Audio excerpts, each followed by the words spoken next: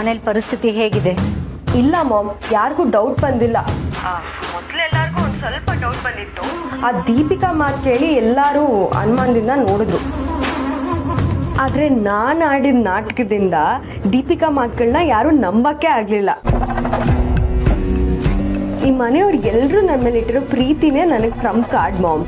ನಾನಂತೂ ಅತ್ತು ಕರೆದು ಎಲ್ಲಾರು ನಂಬಿಸ್ದೆ. ಅದಾದ್ಮೇಲೆ ಎಲ್ಲರೂ ಸೇರಿ ದೀಪಿಕಾಗೆ ಬೈದ್ರು. ಹಾಗಂತ ಆ ದೀಪಿಕಾನ ನಾವು ತಾತ್ಸಾರ ಮಾಡಕ್ಕಾಗಲ್ಲ ಬೇಬಿ.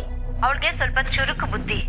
ನಾನು ಆ ಮನೇಲಿ ಇದ್ದಾಗ್ಲೂ ನನ್ನ ದಾರಿಗೆ ಎಷ್ಟೋ ಸಲ ಅಡ್ಡ ಬಂದಿದ್ದಾಳೆ. ಮೊದಲು ಅವಳಿಗೊಂದು ಗತಿ ಕಾಣಿಸ್ಬೇಕು.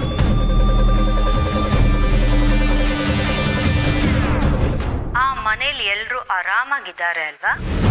ಆ ಮಾಧವನ ಮುಖದಲ್ಲಿ ನಗು ಕಾಣ್ತಿದೆ ಅಲ್ವಾ? ಮಾಮ್, ಏನ್ ಹೇಳ್ತಿದ್ಯಾ ನೀನು? ಒಂದ್ ಸ್ವಲ್ಪ ಅರ್ಥ ಆಗೋ ತರ ಹೇಳು ಮಾಮ್. ನಾನಿಡೋ ಹೆಜ್ಜೆಗಳು ಅಷ್ಟು ಸುಲಭವಾಗಿ ಅರ್ಥ ಆಗಲ್ಲ. ನನ್ನ ಮಾತುಗಳು ಹಾಗೇನೆ. ಅದನ್ನ ಅರ್ಥ ಮಾಡ್ಕೋಬೇಕು ಅಂದ್ರೆ ಬೇರೆ ದಾರಿಲೇ ಯೋಚಿಸ್ಬೇಕು. ಹಾಗಾದ್ರೆ ಗೊತ್ತಾಗತ್ತೆ. ಇನ್ ಸ್ವಲ್ಪ ಹೊತ್ತಲ್ಲೇ ಎಲ್ಲ ಗೊತ್ತಾಗತ್ತೆ. Download ShareChat.